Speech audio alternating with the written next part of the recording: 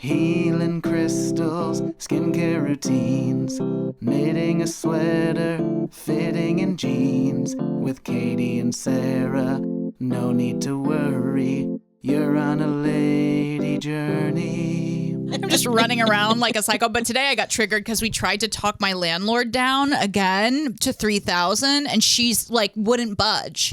She told us we checked in with her 90 days before, and we've started. We checked in with her. Okay. 90 days. Rent journey.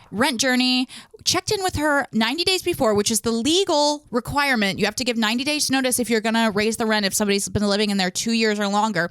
And we were like, we just want to get your thoughts. She was like, oh yeah, don't worry. Maybe you have to raise it, but it won't be much. We're like, okay. And then we didn't hear from her for another month.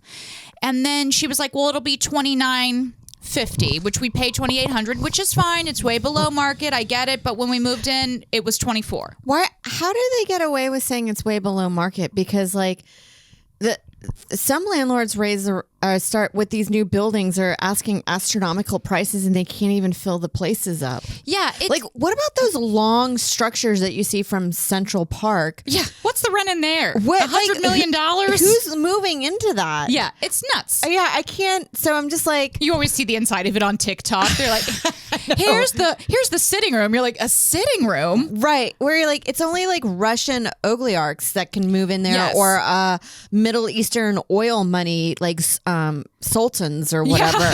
That you're like, so I can't imagine just U-Haul trucks lined up around just moving into these. I just find it bullshit when they say it's below market value. It's below market. They always try to pull that, which means I guess if she got us out, she could rent it for more. I'm sure she could, but it's like, well, then you're going to have to repaint. You're going to have to do all this and that. And also, it's like, I guess that's on you if you're going to gouge people. Right. I just hate that landlords feel like, it's like we all took a hit from COVID, by the way. I know that you missed out on some rent money because you had to rent for less. But it's like, did you know that we also weren't working? Right. It just makes you like infuriated by classism, even though I'm like, buying a property is a mistake at this point in New York. Like, but I don't know. I don't know what I'm saying. But anyway, I was pissed. Right. Well, you're just like, what's wrong with just staying? Are you really losing money by it's not like, does the bank raise the mortgage? Well, she's claiming that the maintenance fee has gone up by another $200, which she's now claimed that for it's each increased property? for our apartment. Our co-op, because we just own a single unit. She just owns a single unit. Yeah. She's claiming it's gone up $200, but then that means it's gone up by $800 by what she's claimed. And we're like, really? Yeah. She'll never listen to this. That's fine. If she does, hi, Alicia, please stop raising the rent. We can't afford to live there. And thank you, and join our Patreon. Yes, thank you. Please give back. Oh, actually, I do have a few stones as I'm complaining. I'm in like a little bit of a bad mood again, but I'm keeping it. I'm really trying to keep it light. Yeah. Because that's how, fake it till you make it. Right. So you just woke up in a bad mood of just like, today I'm just in a bad mood. I just have a continuation of PMS. It will feel like I've had PMS for a month by the time we get through this dump of episodes, because we film all these at once.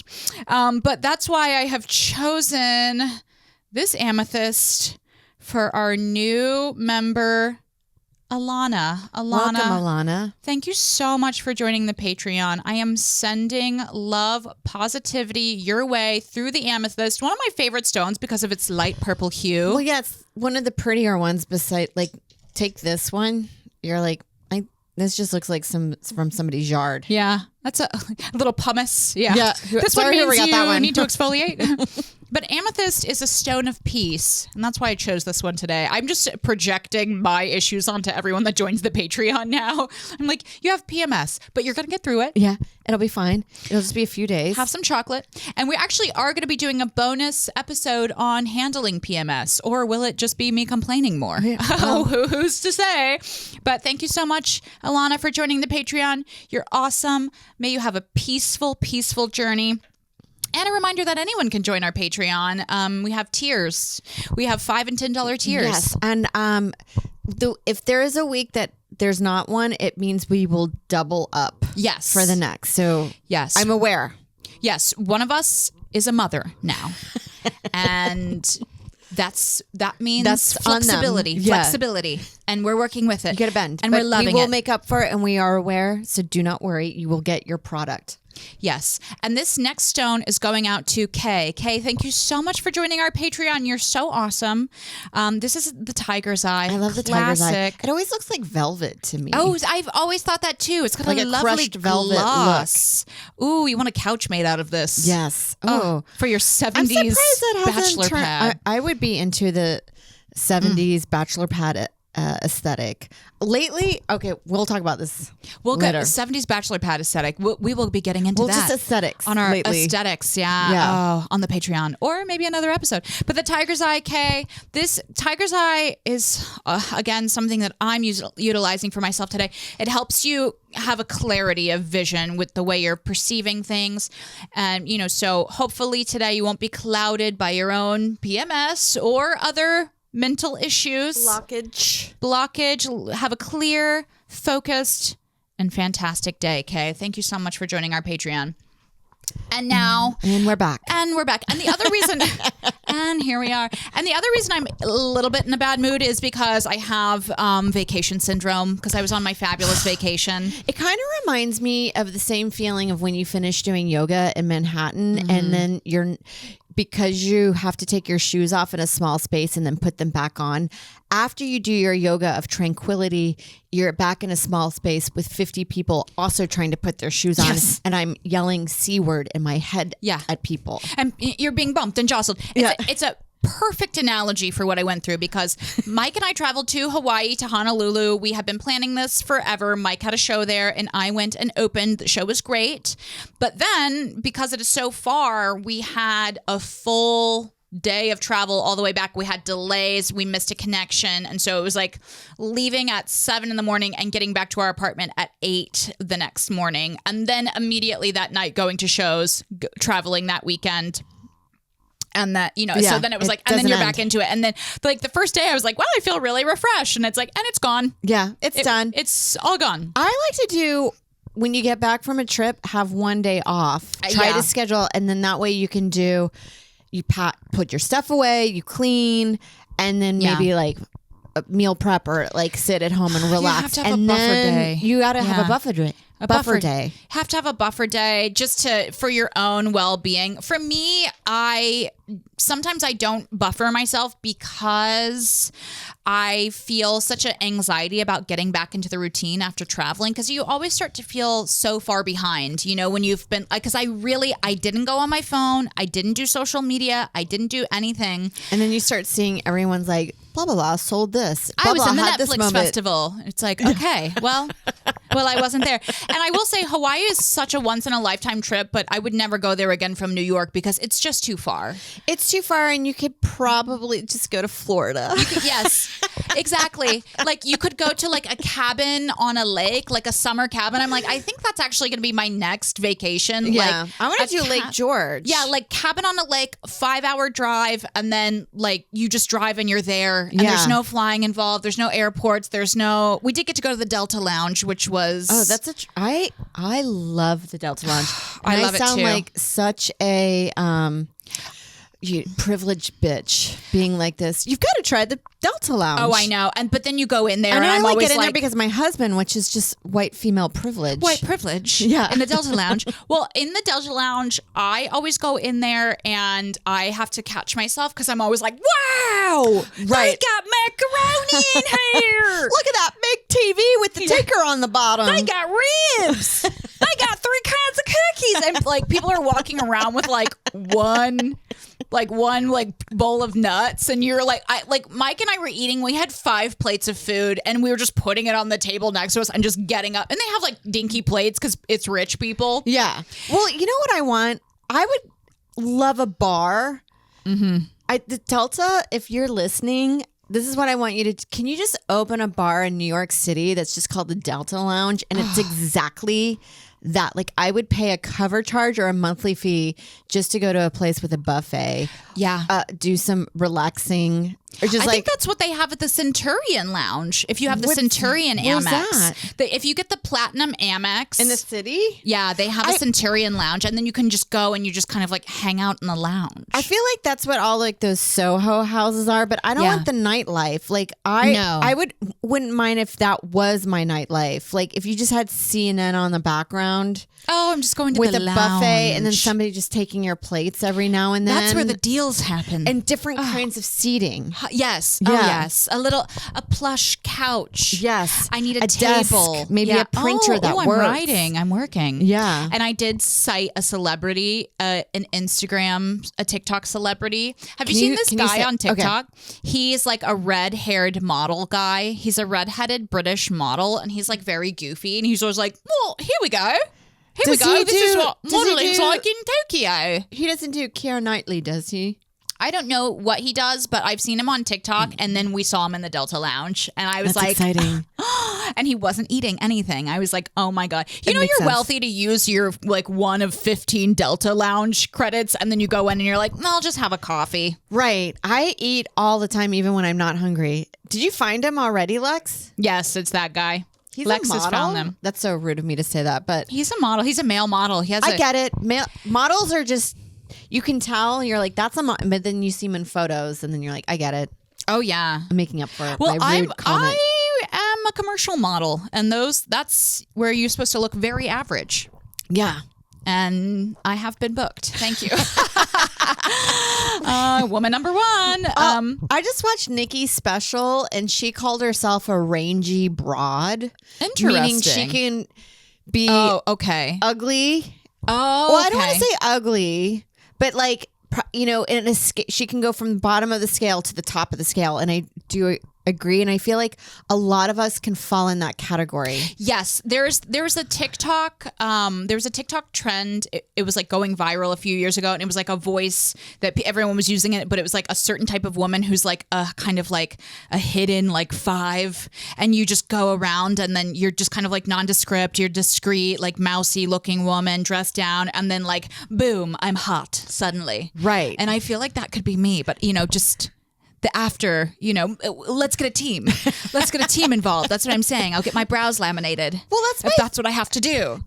And on occasion, you'll see someone that you're like, they're just straightforward attractive. Oh my gosh. There's a few girls that I think of that are like that, where you're like, you look great with no makeup or makeup on, like, and I'm trying a new eyebrow look today, by the way. What do you think of it? Yeah, it's white. It's the white, or it's like kind of, it's really more of like light gold. I got this at Sephora.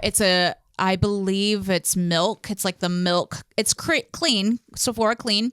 But I don't know. I feel like when I had to do eyeliner, I've done this look without eyeliner, and I feel like I just kind of look like a robot, like a android. Like, hello, welcome to the ship. Well, I think it looks good. Thank you. It's very on trend. That's why I got it. I asked the girl. They didn't have the color that I wanted, which was like a rose, and I was like, "Is this in?" She was like, "Yes." I was like, "I think rose would look good too." I would have preferred rose because I have greenish brown eyes. I think like pinks look really good with my eyes. Aren't you supposed to go opposite of the color wheel? But I can't. They say blue for brown, and sometimes you're like, that's just too much in the day to day. Yeah, I feel like blue eyeshadow is wrong for everyone. It's Mimi. It's not. Yeah. Yes, it's Drew Barrymore. Drew Carey. Drew Carey. Yeah. Drew Carrymore. So let me give you the play-by-play of my trip. Okay. So long trip from New York. We started in Seattle because I worked at my favorite place in Seattle, Laughs Comedy Club. Shout out to them. They are an amazing comedy club. Happened to have the weekend there. And I actually have been to Seattle several times, but I've never been to downtown Seattle. So Mike flew in. He was in Cleveland.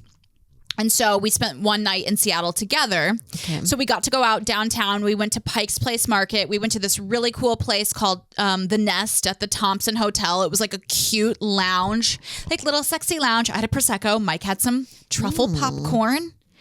And then we went to, it was very fun because we did like highbrow, like cute lounge. And then we did, we were like street slumming it. Yeah. We went to this underground. It was so cool. It was like very Seattle grungy, like underground pizza place called Alibi.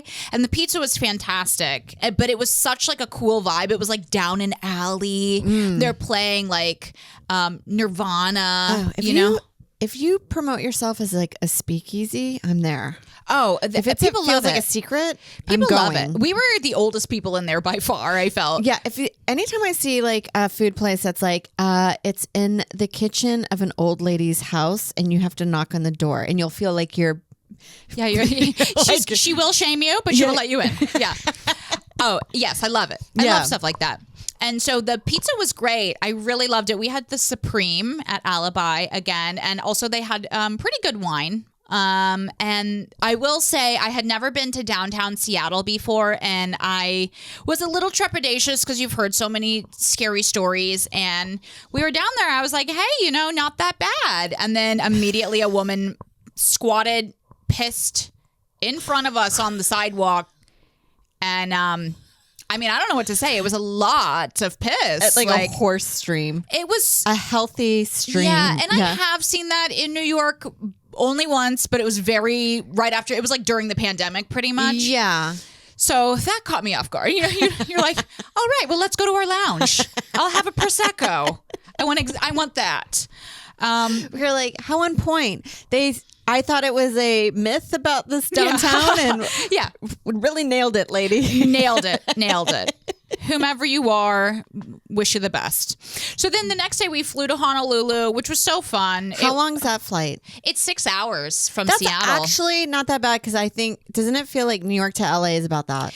Yeah, 6 hours is about as much as I can do before it gets to be unbearable. Yeah. I think like 6 hours is like, okay, got some snacks. I got a couple movies in. Right. They did not provide a meal, which was annoying because then they only have the snack boxes. And then you're like, I guess I'm just eating so many pistachios. They've gotten so mean on the airlines. Yeah, because if it's a more than 3-hour flight, if it's international, they will give you a meal on Delta. Right, and I feel like 6 hours is a long time to not. And now they make you buy sandwiches, like prepackaged right, and meals. it's like a chicken and it's salad on a croissant. or something. It's not good. Yeah.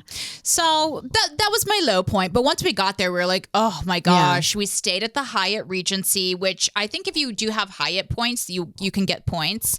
That was a great hotel. We picked it because we were kind of on the fence of like, should we do like a shitty hotel and then maybe like a nice hotel or like stay a couple days on the North Shore and do it. And we were like, you know what? Everybody was telling us like, you have to rent a car, you have to do this, you have to do that. And we're like, I'm so glad we didn't do any of that. It's expensive. Something happens almost where you go on vacation and you get pressured to like see and do everything. And it's like, yes, it is a really far trip. Of course, you want to see like the world of Hawaii. There's, it's not just Honolulu is a tiny portion of it, but also we were there for a show and also to relax and to spend time together. And if we had been like renting a car and just like going all over God's green earth, like it would have been like $700 or something. Yeah, the It's a parking alone lot. was like $50 a night. So we didn't do that. We decided instead to just focus on kind of giving ourselves a little informal food tour of Honolulu because it has such a rich food history. There's so much Chinese heritage, so much Japanese influence, so much local island influence too. So we had great food the whole time we were there. We had fresh fish. The fresh fish place we went to, Paia, Paia. That was the first place we went to. Amazing fresh fish. It was like the catch of the day. They would cook it any way you want and then just serve it like with slaw. Oh, yum. Amazing. Yeah. What kind of fish? Like mahi was the big fish there. I got tuna one time. I'm obsessed with eating tuna. It's huge. I like it because it's like a steak. Oh, it's like so meaty and thick. Yeah. That place was fantastic. I also did a lot of research of like looking at the top 10 best Hawaiian restaurants and where should you go. Did you eat any pig? Yeah, we had the Kalua pork. We did a great breakfast place. Did any place do the one where they cook it under the ground? Oh, no, I don't think so. Okay. We did have we had quite a bit of pork while we were there. Okay, because I feel like they eat a lot of pork over there. They love pork. Yeah. We had the Kahlua pork, which was a great breakfast. It was like rice, Kahlua pork, sunny side up eggs, and then like a gravy on top. Yeah, that sounds really good. Oh my gosh, that was fantastic. Any Hawaiian pizza? We did not have Hawaiian pizza because we don't like it. I'm actually kind of fine with it. I actually like Hawaiian pizza. I'm okay with it, but it's just not my favorite that I would order. But I did have a lot of fresh pineapple, and I even brought pineapple back in my luggage, which you can. Yeah. They said that you can. Oh, I didn't know that. Yeah, they said because it's part of the U.S., right? And we have it here. Yeah. Well, you can bring. You can't. You have to have your bag checked if you have certain other fruits and stuff. Yeah, that's always like a funny thing because you're like, they always ask on international, have you smoked? And you're like, no. But like every now and then you read some news article, like somebody's trying to smuggle snails into. Oh, that's wild. We're like, why always snails? And apparently snails can be like quite an intrusive species. They just destroy the garden. Yeah. Wow. They're so slow though. They're slowly destroying the ecosystem. I almost called them Snuggle the snails. Snuggles. Because it's snail. Yeah, Smuggle. This reminds me of Marcel the Shell. Oh, yeah. That was a good show. So cute. But yeah, I'm trying to think of the name of the breakfast place that I went to. I think it was, Lulu's Cafe. That's where I went. This was all really pretty much right in Waikiki. We went to a tonkatsu Japanese restaurant, which you can do in New York, so it's not that exciting to do it in, when you're in Honolulu. But I wanted to try it anyway because I just think it's such a fun experience to like. We went to this place called Ginza Baron Tonkatsu, and they only have that restaurant in Japan. This is the only one that's outside of Japan. So we like got to grind the sesame seeds to like make the sauce. And oh, nice! That restaurant was fantastic. They had a lot of tonkatsu. Have you ever had it? Mm-mm.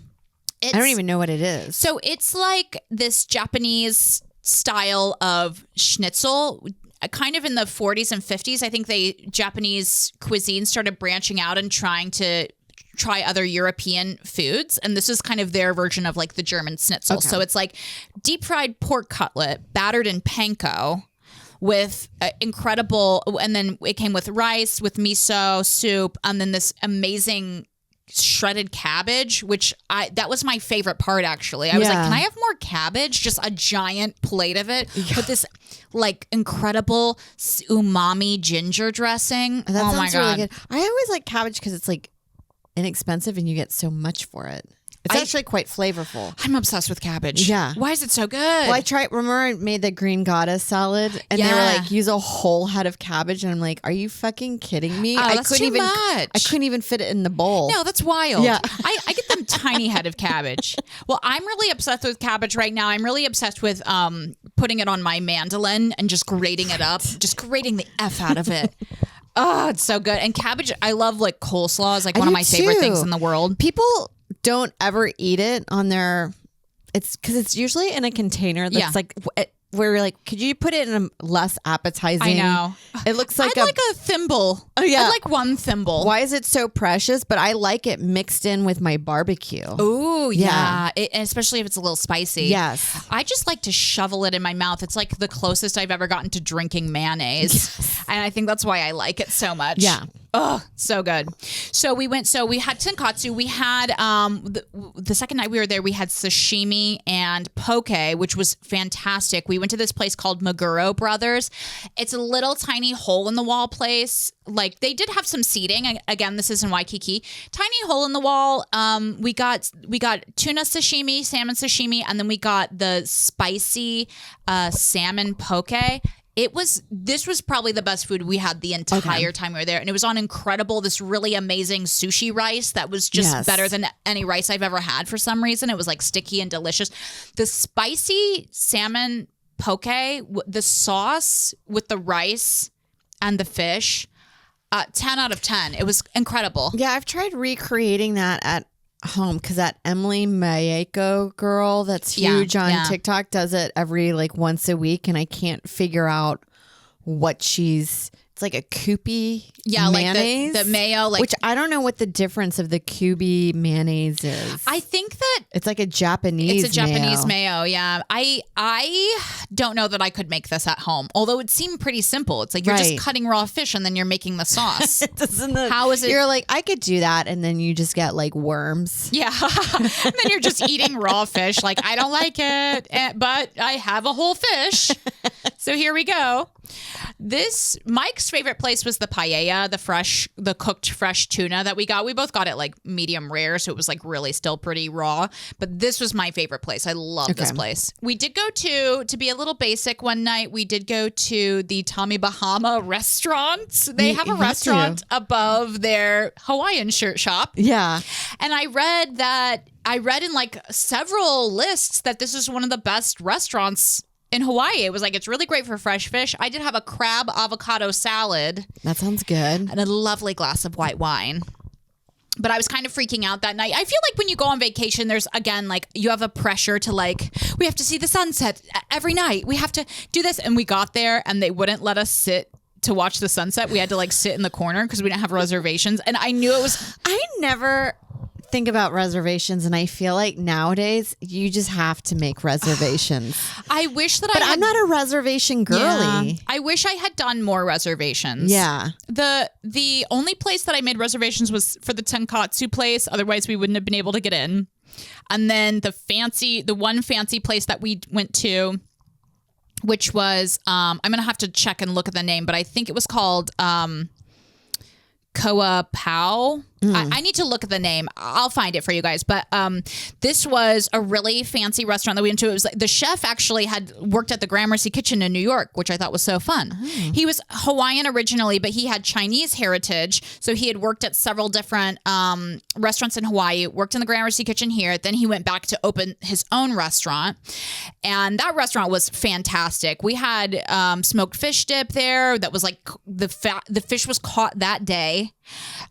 We had pork was our main entree. The pork was unbelievable, and it was like pickled mustard seeds with tomatoes and then a couscous.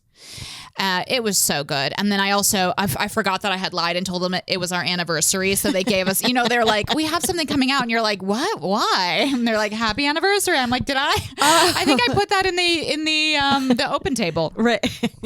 Let me look up. I have to look up the name.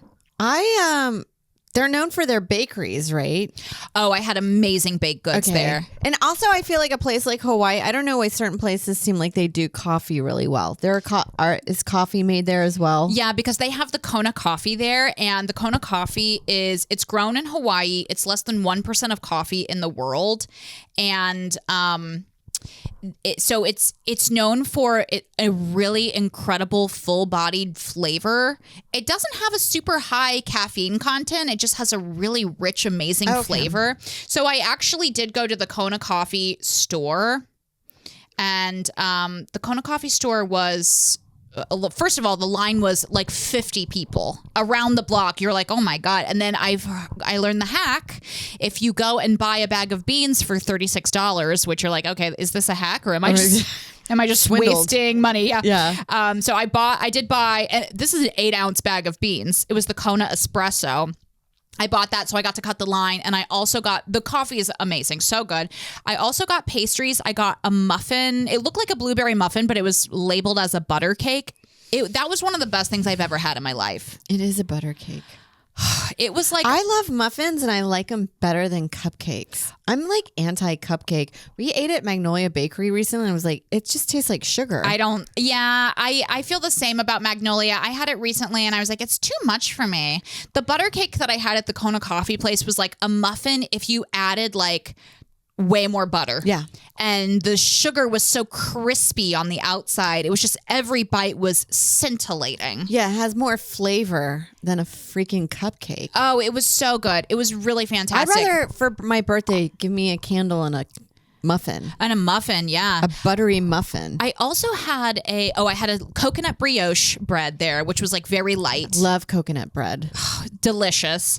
And they're famous for their queen almonds, I think is what they're called. It's like a croissant pastry that's kind of like folded and baked. Okay.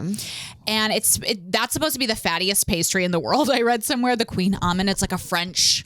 They have those with like sesame paste filling. They have them with chocolate. I did not get one because I was so taken by the butter cake. Yeah. And when you get to the front of the line at the Kona coffee place, did you panic? I panicked. How much time? You can't see from the back. You get there, you have to look. There's 30 things that you're looking between. Also, some of these places that are like the shit, when you get to the front, they're like, we're all out. And then you're making substitutions. You don't know on what the you're fly. No, it's wild. I still haven't found the name of the. I don't know how I thought I was going to find this. I'm just looking in my phone. I'm looking at a map of Honolulu in my phone. I'm also like talking to you, so it's hard to do two things at once. The other thing I know that you didn't try, but they are known for their snow cones. Oh yes, I did not try the snow cone, but we got a gelato one day, which was good. I'm just not a big snow cone person. Yeah, I see. I worked at a snow cone place, and they say Hawaii shaved. It's just the same as what you would consider New Orleans shaved. Like, have you ever had snow cones and you're like, it's just ice rocks with syrup? Where like this is so soft like snow. I think that's what I was hearing, that it's supposed to be. It goes mushier with the syrup, and it's really good. Yeah. It's just like a fun treat to get. Yeah. Next time I fly 12 hours to go out there. It's further than Europe from New York. It's kind of mind-blowing. Right, because it's so mind-boggling. The Pacific Ocean is so vast and scary. It's wild how big it is. And when you're out there, when you're in Hawaii, I guess there are other islands kind of, but you're like, how did this get formed in the middle of the Pacific Ocean? And I know volcanoes. It's the top of mountains. Yeah. Isn't that wild? Yes. When you're out there, and I have been to Hawaii before. Thank you so much. I have been there a couple times before, but it never hit me how wildly different it is from the United States until this time that I was there. And I always try to be a conscious traveler and like, let me look up the history. Right. And let me also try to enjoy local cuisine and not just be like eating at the Cheesecake Factory, which there was one, and we kept joking. I was like, I will go there. And we have. And I will and have. But when you're there, you're like, wow, it's just bizarre that it kind of hits it home to you. Like when people in other countries talk about like American imperialism, you're like, what's that? Whatever. Yeah. There should be a Target on every corner. And then you're out there and you're like, oh, this is its own place. Yes. They have their own language. They have their culture. Full-on culture. Yeah, it's like native. Yeah. Yeah. It's like the equivalent of I guess Native Americans, but it's not. I think it is the equivalent of that. Yeah, it's actually not even in South or North America technically. It's in Polynesia. Right. Yeah, but it is unfortunate about what happened with the Native Hawaiians and similar to Native Americans in United States, because what happened was when they started getting colonized, there was tons of disease. Yeah. And they're just decimated by, it's like the smallpox blankets or whatever. It doesn't matter how you get it, but it's like so crazy how, I guess it's kind of like when you just send your kid to daycare and they just get annihilated with the new sicknesses, but you're like, who's bringing this? Right. Where you're like, it's like, this is a whole other thing, and this is beyond my pay grade of my knowledge before I start saying ignorant statements, but you're just kind of like, how come white guys didn't get annihilated with disease, or did they? We're just carriers. Yeah, we're like the rats. Yeah, like it's just wild to me that because every culture that you've seen, it's just like white guys just brought over diarrhea, and I think that's what happened. Yeah, that was very cool of us.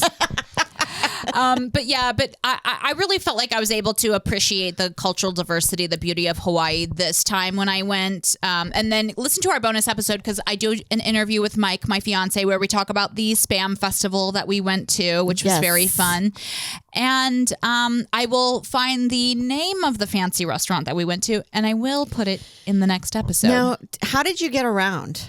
So we really just stayed pretty much on Waikiki Beach. We walked pretty far. You know, we did actually walk all the way over to the Diamond Head Trail, and we walked the trail, and then we walked back, and that was about 8 miles. That's really great. Which is far, and that was fun. That was such an adventure because we were like, it feels silly to take an Uber over flat land to exercise to me. Yeah. So, but then sometimes you're like you get into the space of like, well, we're from New York, we walk. Yeah. And then you go to these places and you're walking, and then you're walking along a freeway, and then you're like straddling over cement. And you're just going past. You're like, are we okay? I understand why they were like, you might want to. Yeah. I will say it was pretty pedestrian friendly, and we saw a lot of people walking from Waikiki. There's also buses and stuff that you could take, but I was really glad that we decided to walk because we walked there. And then when we got to Diamond Head, we were like, wow, that was really strenuous. Yeah. Like you're basically like climbing up steep steps that are cut into the face of a cliff. Did they have switchbacks or is it straight? Both. Okay. They had some switchbacks, and then I think we accidentally chose the more strenuous route. I don't know. I was just trying to, I follow the person in front of me, but we climbed it. It was great to be like hot and sweaty, and then like walking back, and then we were like, oh my gosh, what a cute little cafe. And then we went to that place. That place was called Maury's, which is in the Diamond Head area, and that place was so fun and cute. It was like just what we wanted. Yeah. I like doing that type of stuff on vacations where you're not planning out everything, where you're like, okay, we're going to have an adventure. We're going to do the climb. I think sometimes it's hard to plan out, especially if you have a large group of people. Like we've talked about this before, and I've talked about this on the car trip recently to Stamford, Connecticut, with comics of like, when you go on trips, I find coordinating two people's eating styles to be very difficult. Mike was pretty good about that. He was kind of like, you can pick the dinner, and then he was kind of picking like breakfasty places. Gotcha. Like, yeah. I'm not a big breakfast eater. I'll have like a banana and a cup of coffee, and like I'm kind of good to go. Right, but some people need to have like a 3-course meal for their breakfast. Yeah, Mike needs to have a full breakfast. And then sometimes you're like, but we're an hour. Yeah. It's Here 10 we o'clock. go. Yeah. Like we're now approaching lunchtime. And then also I talked about this too. And when people get angry when they're hungry. Oh, that's the worst. I've let it slide, but now I'm like, no, you need to know how to regulate your emotions. I'm tired of taking abuse from people that are like, sorry, I'm hungry. And you're like, I know. It's like, well, you're snapping at me. You're an adult. Like, bring a snack in your bag. We've all been hungry. Also, you're like, I've been angry before, and I'm not like, I'm suppressing it. Obviously. Like, shove it down and get on with the day. No, same. So what would you say what was your high point, and then give me a fun low point? You don't have to go, well, like relationship fights. We got in a huge fight. Well, actually, but I love low points in a trip that end up being funny that you can podcast later. Oh, here's a fun low point. This is pretty hilarious. Yeah, speaking of, Mike and I actually got along really well this entire time, which we usually do, but we were kind of using this trip to like just reconnect because we've both been traveling so much. Right. So it was so fun to just have this time where it's like not a lot of pressure to do stuff, just enjoy the time. We're going to restaurants. We do little separate stuff during the day. But right when we first got there, the first day that we got there, Mike was out of it because he had pretty much he was on Cleveland time. Gotcha. Which is, so we get there. It's like, it should be night. It's light out. We're weirded out. And we're going around, like, Mike was like, he's starving. He wants to eat immediately. And I was like, well, I have a whole list of restaurants planned out. Like, let's go to one of the restaurants. He's like, no. He's like, let's just look for something. So I'm like, okay. And he later told me that the reason he said that is because I like to walk a lot. And we've been on trips before where I've been like, okay, I'll find the restaurant. And then it's like a 3-mile like jaunt. And he was like, he thought I was going to do that and he couldn't deal with it. So he was like, I like that he doesn't tell you. Yeah, no communication. So he was just like, and Mike will do this thing where he's like, he like kind of gets like, if he's like angry or frustrated, or if he's like just he was just like overwhelmed, I think, physically, because he was so hungry. He just like starts walking confidently, and I'm like, I don't know where he's going. I don't know. So I'm just like, okay, I guess he has a plan, and he's just looking for a restaurant. He was like, I'm about to eat at the Cheesecake Factory right now. Yeah. And I was like, okay, hold on. I was like, I have the list. It's right here. We went to one of my restaurants, was a block away. We found it. I'm like, could you imagine if we were eating at the Cheesecake Factory right now? Like, how insane would that be? So that was like, we were like laughing. That was like our hilarious moment. That was the low point of the whole trip. I mean, it was such a great trip. The high point, I mean, we had such a great show at the Blue Note. The Blue Note was great. And going after we went to after we did our shows. Was it locals or? All locals, okay. Yeah. A very few tourists. It was. That's the bummer. You're like, they're part of the U.S., but nobody really gets to go out there too much. Yeah. I don't get to participate too much in, I don't know, entertainment probably too much. That's what they were saying. They were like, we really don't get very much comedy out here. Yeah, and I would also think musicians don't go out there as much either. Yeah, the theater was lovely. It was really more of a club, but they treat it kind of like a lounge, I guess. But it was lovely. And then after the shows, we went out and we were like in the Spam Festival, like just right there in the like just taken over by immersing the Spam Festival. Yourself in it, and that was so fun and goofy. We like took pictures with a can of Spam. We got like some food. We were eating a little bit, and then we got to see this incredible live hula show that was there, and that was like one of the big things I wanted to do. But you know, you can't like. Some of those things, it's like, oh, $85 per ticket, you know, just to watch. And it's like, oh, God, that's a lot. But so I was so appreciative that we got to do that. Right. And sometimes some of those things feel kind of touristy. Like I remember we went. Yes, it's like Times Square or something where you're like, oh, I took my photo with the Elmo. And you're like, is that an actual Hawaiian person or? Yeah, it's just like someone that moved from Florida here. Just, they're like living trying their to dream. Entertain. Yeah. But yeah, it was a great trip. I recommend go. Oh, the other thing I did, I got a Lomi Lomi massage, which is the traditional Hawaiian massage, at an amazing place called Reflay. And I recommend that. It was $99 for 90-minute massage. Oh, that's good. Amazing. It was one of the best massages I've ever got. But and I say that about every massage. Is long too, which is great. So great. Because I always want massages to go on an ungodly amount of time. That's I know. Uncomfortable for everyone. Unless it's hurting me. Yeah. You're like, can I have 4 hours? Unless it starts hurting me. And then I'm like, end it now. Anyway, that was my Hawaii trip. I will find the name of the fancy restaurant that I went to, and we'll put it in the next episode. Yes. And join our Patreon, everybody, and like and subscribe for the join love our of God. Patreon. Lady Journey.